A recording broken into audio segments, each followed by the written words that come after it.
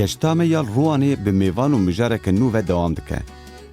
Bajar di nava du rêzê çiyayan de hatiye avakirin û lewma li dorberê wî cihên panoramîk hene ku mirov bikare ji jor vel temamê bajêr temaşe bike.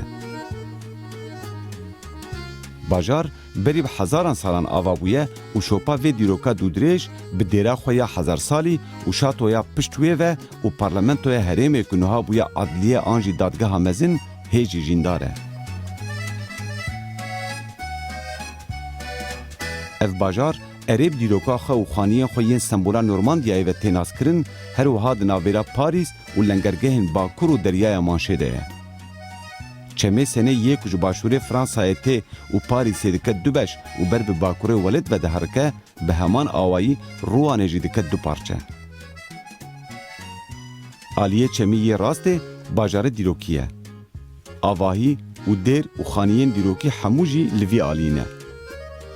Ji ber wê ye ku xaniyên vê deverê ji aliyê din kevintir û hingê buhatirin û elbet xelkê taxa aliyê rastê jî piçekî ji aliya aborî ve bi asteke bilindtir dijîn.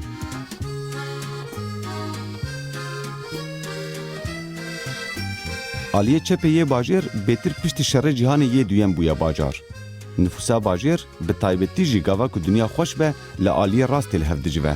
Lewre dikanên mezin, sûk û bazara bajêr û cihên ger û seyranê jî bêtir li aliyê çemî yê rastê ne. Dîrokîbûna bajêr û deverên wî bala hunermend û nivîskarên mezin jî kişandiye. Claude Monet'ê ressamê navdar berhemên xwe yên naskirî li vî bajarê ava kirine.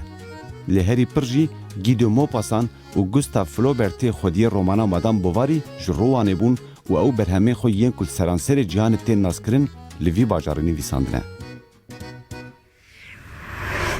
Li seranserê cîhanê gelek kes hene ku li ser civaka Kurdî, li ser zimanê Kurdî û dîroka Kurdî dixebitin. Yek ji wan jî Cafer Şeyxulislamî ye. Vî Kurdê Rojhilatê Kurdistanê jûra hatiye xwe gihandiye Kanadayê li zanîngeha Carletonê dersên zimannasiyê dide û her wiha diwarê lêkolîneriyê de li ser civaka Kurdî û zimanê Kurdî dixebite.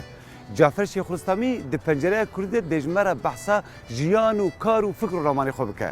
Cafer Şeyxulislamî di pencereya Kurdî de bîstekedin. Cafer Şeyxulislamî zimannasekî Kurd yê ji Rojhilatê Kurdistanê ye. Sala 1960 li gundê Laçînê yê nêzîkî Mehabadê çêbûye. Weke ku ji paşnavî wî jî diyar dibe ji malbateke oldar hatiye. Berî şoreşa İslamî ya Îranê hay ji tevgerên Kurdî çêbûye û tev li çalakiyan bûye. Bi dûre li Tehranê di radyoya Kurdî de bêjerî û şanûnivîskarî û aktoriya şanoyan kiriye. Hem bi nivîskarî û helbezvaniya xwe ve û hem jî bi stranbêjiya xwe ve de hat naskirin. Cafer Şeyxulislamî yê ku sala 1986 neçar maye ku ji Îranê derkeve bi rêya qaçaxî ve derbasî Kurdistana Bakur û Tirkiyeyê bûye. Piştî du salên ku Tirkiyeyê maye, sala 1988 axir xwe gihandiye Kanadayê. Li vî welatê ku tu astengî û qedexel ser xebatên ziman û çanda Kurdî nebû, Cafer Şeyxulislamî xwendina xwe ya bilind kiriye û diwarê zimannasiya civakî de ku jêra dibêjin sosyolingwîstîk doktoraya xwe bi dest xistiye. Xebat û lêkolîniyên wî yên ser analîz û tehlîla gotarên Kurdî yên civakî, siyasî û perwerdehî îroj di qada zimannasiya Kurdî de weke referansên xurt têne naskirin. Bi boneya tevlêbûyîna konferanseke ku zanîngeha Ruanê de hat bisazûman kirin, hatû bi Ruanê. Em bûyî re li ku çew kolanên vî bajarê dîrokî geriyan û me behsa jiyan û serboriyên wî û her wiha rewşa zimannasiyê û lêkolînên zanistî kir. Mamoste Doktor Cafer Şeyxulislamî zor xweşhalim ku mazûbaniya te dikim divê bernamê de berastî kesayetiyeke mîna cenabê te ku di cîhana akademiya Kurdî de jî bo min zor girîng e ku xebatî wî taqîb dikim û duênê li konferansê jî min temaşe kir ew xebatê te her mîna berê ne her canib û balkêşin ez dixwazim tu piçekî ji me re behsa wê çîroka xwe bikî ku tu ji Îranê ji Rojhilatê derket û tu hatî heta bi Kanadayê ew katî ku li Rojhilata navîn dunya diguherî. İran guherî û Rojhilatê Kurdistanê guherî. Te çawa dest pê kir ji wê derê tu heta bi Kanadayê hat. Çi bû ku bû sebeb ku xortekî mîna te were û ji Rojhilatê Kurdistanê derkeve û were Kanadayê? لە باتی ئەوە من هەر بەر لە شۆڕشی گەلانی ئێران ئۆگر بووم بە زمان و ئەدەبی کوردی ئەوی زۆر تا ڕادەیەک بەڕێکەوت بوو هەرچەند لە بنە ماڵەماندا شاعر هەبوون بەڵام بەڕێکەوت تووشی کتێبی مەموزیێنی خانی هەژار کردوویە بە مکریانی لە گوندی شیلاناوێ بووم وابزانم تەمەنم 15-16 ساڵ دەبوو لەوێوە ئیتر خۆم فێری کوردی نووسین و کوردی خوێندنەوە کرد هیچ کەس فێری نەکردوم بۆ دەوری کوردی نەقەدەخ بوو مامۆستا کوردی قەدەغ سەر هەبوو زەخت لەسەر هەبوو منیشە و کتێبە بەڕاستی لە هەرزاڵێکدا بوو دۆزیمەوە لە شیلاناوێ ڕۆژێک شیلاناوێ خوشکم بووکی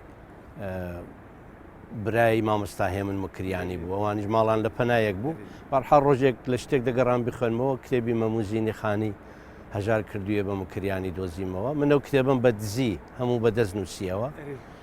دوایی ساڵێک دیسان هەر بە دزی تاریک و ڕۆنم لە ڕێگای برایەکمەوەی گیرکەوت ئەویش هەر بە دزی دەمنووسیەوە برایەکم و برادەرەکەی داهاتن من ساعاتێک نیو ساعاتێک شعرم بۆ دەخوێندنەوە لە هێمن کتێبەکەی ئەو برادرە بوو بەس دوایە من قرارمەوە بوو 2 ساعاتێک لە لای من بەجێ بێڵن من بەدەست دەمنووسیەوە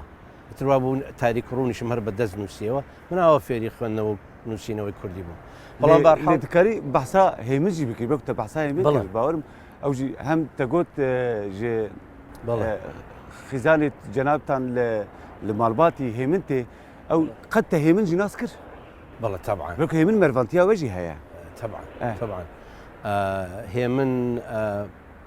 لا لێوە چت بێژن من پسمامی هێمنم بنامۆزین یا کوڕی کوڕەمامی هێمنم بەهەرحاڵ ئەوی شێخول ئیسلامی بوو هێمنیشە لە گوندی لاچین لەدایک بووە بەڵام بەهەرحاڵ من لە نزیکەوە هێمنم ساڵی 1970 بینی بە خزمەتی گەیشتم کە گەڕاوە لە عێراق حتاوێ چاغێ و سورگم بوو دەربەی وڵێت بەڵە بۆ 11 ساڵ لە عێراق بوو دیارە سەفەری ئەوروپاوانشی کردو بەڵام زۆربەی لە بەغدا و سلێمانی هەولێروانە بوو بەهەرحاڵ مامۆستای من ئەسقەزا زۆری پێسیر بوو کە بینی چون پێم نیشاندا من چونکە من پێم نیشاندا گوتم شارەکانی تۆم هەموو بەدەست نووسیوەتەوە چاوی قەبوو لە ئاو گریانی هات یعنی وتی ڕۆڵە بۆ کۆپیت نەدەکرد وتم مامۆستا نەدەکرا لەکوێ نەمدەوێرابی بەمە هیچ چۆ لەبەرەوە بەدەست نووسیمەتەوە بەرحاڵ زۆر ئۆگر بووم بە شار و ئەدەب وابوو لە ڕادیۆ مەهاباد بۆ ماوەیەک پاشانیش لە ڕادیۆ تاران زۆربەی دەستم بەکار کرد وەکو نووسەر و وەرجێڕ و پێشکەشکاری پرۆگرام وەکو ئەکتەری لە ڕادیۆ وەکو ئەکتەری شانۆی ڕادیۆیی لەوێ ئەوی شەی دەم کرد بەڕای خۆم گرنگ بوو بەڕای بەلای هەندێک لە دۆستانەوە لانی کەم گرنگ بوو خۆشم کڵ و کۆ و هەستی خۆم دەردەبڕی بەهەرحاڵ ڕێگای تر نەبوو لێ ئەو ژیانە کو تو بەستێکی مامۆستا ببوورە گوتناتە پشەکرد دەبەرم تو دەبێژی من بێژەری رادیۆ بووم بەڵێ و ئاکتۆری شانۆ بووم لەسەر رادیۆ و چی شانۆ دەکرد شانۆ کوردی بوو فارسی بوو چ بوو شانۆ بە کوردی بوو شانۆ بە کوردی بوو ئەم من ئێمە دەماتوانی شانۆی خۆمان بنووسین ئەوانەی کە شانۆ نووس بوون چون هەموو ئەکتەرەکان شانۆ نووسیش نەبوون من هەم شانۆ نووس بووم هەم ئەکتەری شانۆ بووم بەڵام دەبوو تەئید بکرێ دەبوو نیشانی ئەوانی سەرەوە بدرێ ئەوان دەبوو بیسەلمێنن قبوڵی بکەن پاشی دەکرا بڵاو بێتەوە بۆ ئەوە کە قبوڵیش بکرێت دەبوو تەرجمە بکرێتەوە بە فارسی هەندێک جاریش سەتاسەن بەڵام لەوانەی کە من شانازیان پێوە دەکەم و ئەو کاتی کردمن دروستم کردن یەکیان شانۆیەکی زۆر بەناوبانگی فارسی هەیە گا یان ئەوان دەبێژن گاو ئەی غۆڵام حسێن ساعیدی ئەوم کرد بە چیرۆکی کوردی شانۆی ڕادیۆیی کوردی لێ مێزغاب ڤیکتۆر هیگۆ یان هەژارێن ڤیکتۆر هوگۆ ڤیکتۆر هۆگۆ بەڵێ من ناوم نا بێئەنواکان بێئەنواکانی ڤیکتۆر هۆگۆ ئەو ئەگەر بیرەوەریم تێک نەچوو بێ 18 شەو بڵاو بووە یعنی بوو بە 18 نیو ساعاتی پاشان ئینجەمەمەت نە چیرۆکەکە نە ڕۆمانێکە هێستانێک مرۆڤ ئاداپتەی شانۆی بکەن ئەرێ بەس بە فارسی کرابوو ڕادیۆ تاران پێشتر کردبووی زۆرم کورداند ئەویش زۆرەکە خۆش بووە کورداندن بەڵێ ئەویش نەتبیست بوو نام نویست کورداندن بەڵێ بەهەرحاڵ دوایی شەڕی ئێران و عێراق دەمێک بوو هەبوو منیش بەڕاستی ڕەنگەوەم لەی چۆن نەکرد بێ بەڵام با لێرە بیڵم ئەوە تازەیە بۆ بینەران حەزم لێ نەبوو کە چیتر کارەبا بخوێنم بەرەق بخوێنم بەڕاستی حەزم پێ نەدەکرد هەموو فکری من لای زمانی کوردی بوو کورتە چیرۆکم دەنووسی شعرم دەنووسی ژیانی من هەموو ئەوە بوو یعنی تەواوی عەلاقە و عشق و ئۆگری و حەزم هەموو ئەمە بوو کاتێک کە هەستت کرد هەموو شاعیرەکان بە دڵی تۆ دەدوێن کە گوێت نەدا بە مەوداکان و هەستت کرد ئەگەر حەز بکەی باڵی هەڵۆت لێ دەڕوێن کاتێک بەیانیەک لە خەو هەستاوی خەونەکانی دوێنێ شەود لە بیر نەبوو مێشکت کەوتە کەڵکەڵەی خەمینان و بیری داهات و بزانەکە هەتا دوێنێ یەکێک شتێکت خۆش دەویست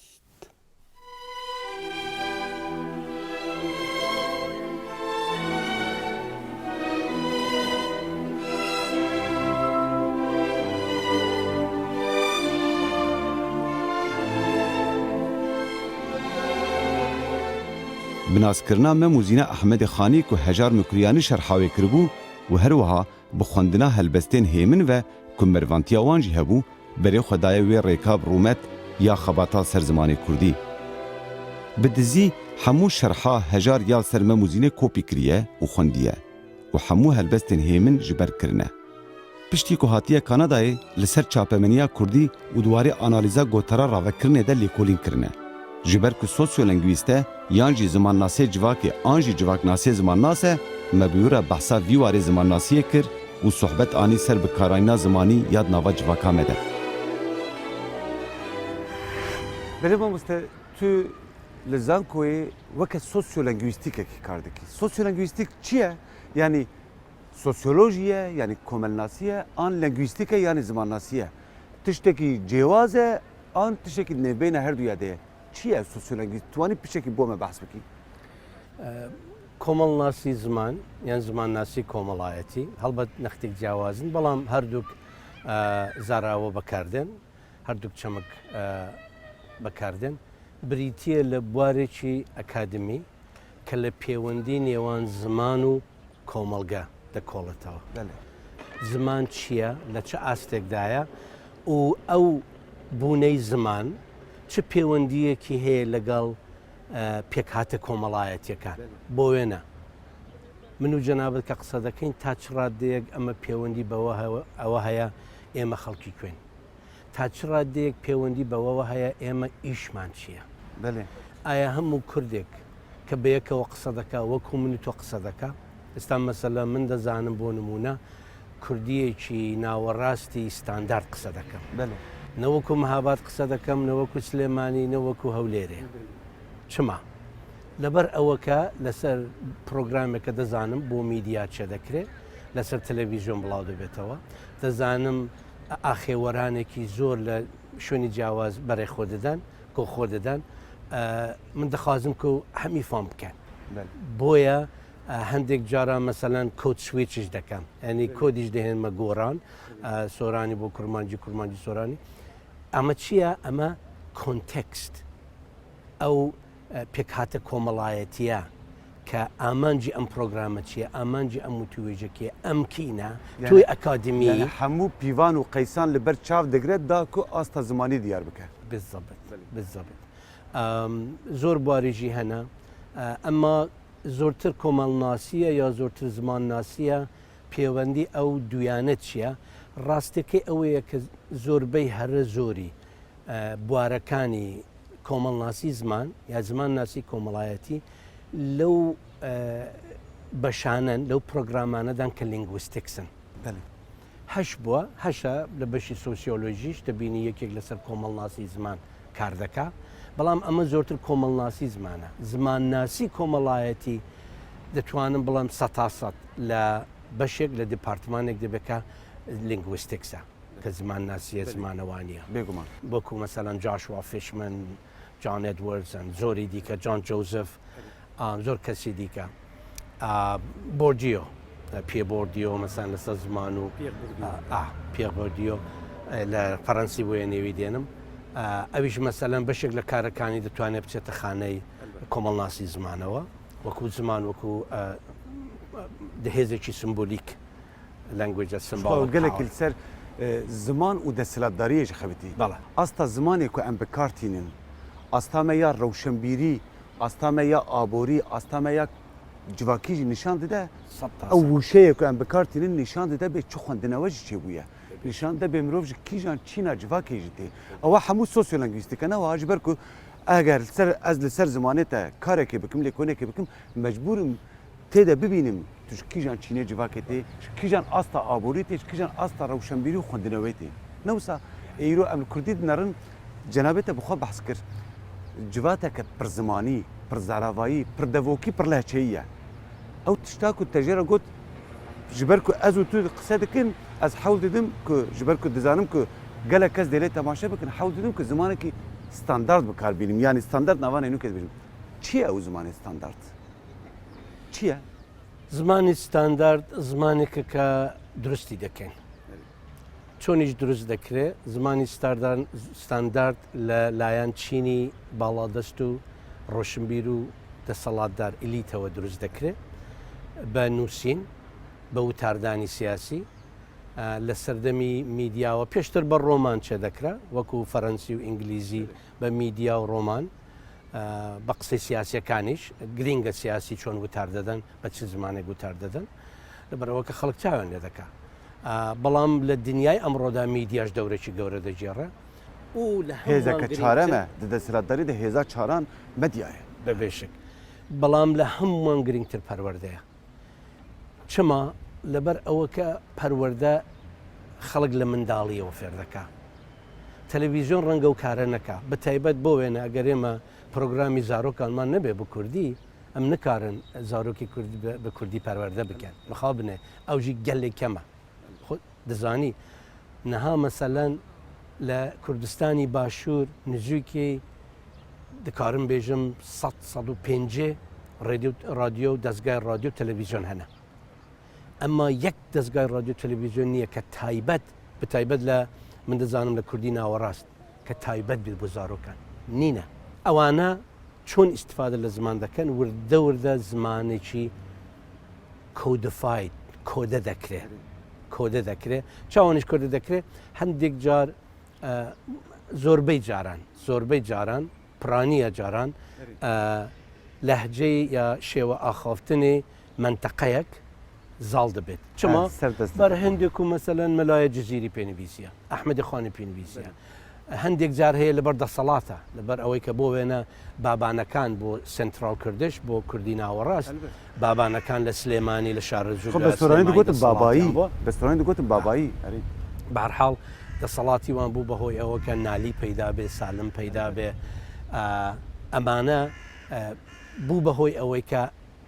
لەهجەی ئەو منتەقا شێوە ئاخاوتنی ئەو منتەقا زاڵ ببێتە زمانی بناغی زمانی نووسین بەڵام دوای ئەوە دێتە گۆڕتن ئەو زمانە پاشان وشە وەردەگرێت لە زمانەکانی تر لە لەهجەکانی تر لە دەوروبەری خۆی تێکەڵ دەبێت لەوانی تریژ نووسەر پەیدا دەبن کوشت دەنویسن ئەوانیش دێن بەشداری دەکەن بۆ وێنە ئەکەم ئەخۆم ئەڕۆم لە نەکاو دەبێتە دەخۆم دەڕۆم دەکەم لەبەر ئەوەی کە لە لای مکریان و لای منتقەی سۆران کە لە بادینان و لە کرمانجی نزیکە ئەو دەیە مایە. Can you teach what I just said, literacy without ideology? Brian Street, who incidentally did actually his PhD on literacy teaching and learning back in the Shah time in Iran in the 80s, believed that it is not possible. You can look at literacy from an autonomous perspective and say, oh yeah, I can teach how to read and write without teaching ideology, but he doesn't think so. And that's my position as well. I skip these things because لأو موديلي أرنست رينان وموديلي بنديكت أندرسون وخروخيا تشيكي أوان بحثي ساسكرنا نتويان دكن و هیچ نابێژن کو پێویستە و هەموو نەتەوە بە یەک زمانی قسە بکەن لێ ئێمە مەدایە سەر وێ ڕێیا و لە ئەوروپایە پەیدا بوو لێ پاشی ئەوروپیان ژی لێگەڕان ئەوروپیاژی تەرکاوێدا لە هێژیان بدن سەروان شاشیەوان لێ دخوازم وێ پرسا خۆ دوبارە بکەم جەنابێتە گاوا کول ڕەوشا زاراڤەیەن کێمتر دنەرە یانی ئەو زاراڤەیەن کوردی یەن کول کێم هەرێمان تێ قسەکردن وەکە کردکی کرمانچکی زاراڤەیە دملکی وەکە هەورامی لە کیلۆری کەلهۆری یان ئەمێ چاوە بەحسا وان بکەن دەبێ بەحساوانیژی بکەن بەر لە هەمووشت بەڕای من دەبێت لە خۆیانەوە دەست پێ بکە ئێمە ناتوانین مافی زمانی یان حەزی زمانی یان حەزی سیاسی بەسەر کەسدا سپێنین دەنا فەرقمان نابێت لەگەڵ دیکتاتۆرەکان لەبەرەوە دەبێت ڕاوەستی خۆیان داوا بکەن ئێستا بۆ وێنە ئاخێوەرانی هەورامی من چەند وتارم لەسەرەوە بڵاو کردێتەوە بە ئینگلیزی لە 2006ەوە یەکەم داواکاریان 2006 هاتە دەرەوە پاشان لە 2015 دیسان داواکاریان هەبوو بەڵام تا ئێستا وەڵامان نەدراوەتەوە بەڕای من ئەوە زۆر بە ئاحتیادی دەکرێت وەڵام بدرێتەوە دەکرێت مناڵی هەورامی لە ناوچەی هەورامان لە هەرێمی کوردستان بە زمانی خۆیان بخوێنن بەڵام کوردی ناوەڕاستیش بخوێنن چونکە دیسان دەڵم دەبێ و شار بین ئەگەر زمانەکانی کەمتر پێڕاگەیشتوو زمانەکانی با بڵین کەمینە هەرچە من زۆر حەز لەوە ناکەم یەک کەم تێ ئاخافتنە زمانی کەمتر قسەی پێ دەکرێت ئەگەر بەس ترکیز بکەنە سەر زمانی خۆیان دەبێ و شار بن دوایە لە پلەی بەرە و ژووری کۆمەڵایەتی دەترسم دوایە دەبینی بۆ متەخەسس بۆ مەحامی بۆ وەکیل بۆ دکتۆر بۆ ئەندام پارلمان هەر پێویستیان بە کوردی ناوەڕاستەکە دەبێت کەوابوو دەبێت هەم هەورامی فێربن هەم کوردی ناوەڕاست هەم عەرەبی هەم ئینگلیزی و بە ئاسانیش فێردەبن لە کەنەداوایە لە سویسراوایە لە بەلجیکاوایە مناڵ فێر دەبێت مناڵە تا 4 ساڵ و 5 ساڵ 4 زمان بەلایەوە زۆری ئەتیادیە هەندێک بۆ وێنە دەڵێن ئەخەرەوە تا ڕستەیەکی قسە کرد بەڵام تێکەڵی کرد دێ من و جەنابیشت ئەوە بدەی گۆڕین بینی سۆرانی کورمانجی تێکەڵمان کرد نا ئەمە هۆنەرە بەڕاستی ئەمە لێهاتوویە ئەمە نیشانەی توانایی مشتی ئێمەیە نەک تێکەڵکردن ئەرەوەی جەناب دەستا باست کرد بۆ دملکیش بۆ کورمانچکیش هەروایە وانیش مافی وانە ئەو هەرستا کە من و جەناب قسە دەکەین 2 یا 3 هەفتە لەمەوبەر یەکەم ژمارەی گۆڤارێکی تەواو بە شێوەزاری کەلهوڕی لە ئەڵمانیا هاتوتە دەر یعنی ئێستا لەوێش یا بۆ وێنە مانگێک لەمەوبەر کتێبێک هاتوتە دەرتەواوشتا بابزام چاپ نەبووە بەڵام چووە بۆ ئیدارەیەکە کە لە ئێران دەستگایەکە دەبێت تەئید بکرێ شتا دەبێت بیسەلمێنن پاشان دەتوانێت چاپ بێ بەڵام بە کوردی ئیلامی چ خۆشە ئەگەر ئەوان هەموو دەوڵەمەندیە هشمەندیە کوردیە مێژووی کوردیە ئەگەر ئەوان پیان وایە کە لە کوردی ناوەڕاست بەڕاستی بە باشی تێناگەن یا لەوان زۆر دوورە بەڕای من مافی خۆیانە ئێستا ئێمە هەندێک کەس دەڵێن جا ئەوە هەموو کۆڵانێک چون هەندێک کەس ئەو مستەلاحە بەکاردێنن ئێ بڵا هەموو کۆڵان و کوچە هەر یەکە ئەزمانی خۆ دەخوازێتەوە ناوان نییە وانی ئێستا من نمونێکی مارژینالیزەکردنە ئەو طبعا ئەمە گاڵتەکردن بە بابەتێکی زۆر جددیە وانە وانە ئێستا ئەمن و تۆ باش دەزانین جیاوازی ئاخاوتنی هەولێر و سلێمانی لە شەقام زۆرە یعنی ئێستا کاتی ئەمە نیە باسی بکەین لە فۆنۆلۆژیدا هەیە لە مۆرفۆلۆژیدا هەیە لە زۆر شتاندا هەیە لە تەلەفوزدا هەیە چۆن دەتوانین بەڕاستی ڕێز لە جیاوازی بگرین بە شێوەیە کە نەک ببێتە هۆی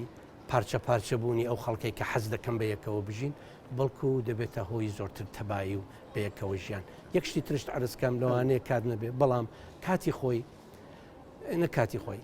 هەم دەوڵەتانی باڵادەست هەم هەندێک لە نێو خۆماندا باسی ئەوە دەکەن کە سەرە ڕای هەموو کێشەکان ئەوان ناوی دێنێن کێشە جۆرا و جۆری خەرجیش دێنێتە پێشە فڕانسوا گڕێن کە ئیکۆنۆمی ناسا و زمان ناسێکی جێبەجێکاریشە یەکێک لە ئێستا گەورەترین ناوەکانی پلانی زمانی و سیاسەتی زمانیە خەڵکی سویسرایە ناو جەرگەی چەند زمانیە ئەسپاتی کردو بە متالعی ئیکۆنۆمی کە وڵاتێکی چەند زمانە ڕەنگە لە کۆتاییدا 102 لە 100 خەرجی زیاتر بێ هەتا ئەوەی کە یەک زمان بێ کاتیەوە نەپسمەنێ وردەکارەکەی بەڵام ئەوەش وەڵامێک بۆ و دۆستانی کە باری ئۆکانۆمی دەنە خوش Saçın ucun hürmezler, gelin solu dermezler, sar gelin. Barê te neyê çil hespan bû ho brako. Rehên dar û berên kurçûyê li lingê te asê bûne. Zarokên welatekî bin dest bûn em hemû çûn û me berê xwe dayê reyîne dûr ji vî welatî. Ji wê dayîkê, ji neçarî. Bêriya çend welatan de hemêza te de bû. Navê çend welatên biyanî te dizanî. Ku dê bibûne stara xortekî derketî, dil mişt bi bêrî û hêviya rojekê ku vegerî. Piçekî bide me jî ji wî dilî, me yên ku dê xwe bidin ber wî agirî. Yesteş lebierim nazi rojani ma çi şevhani xene dey beyani nayazini Yesteş lebierim nazi rojani ma çi şevhani خنه دی بیانی نازنینه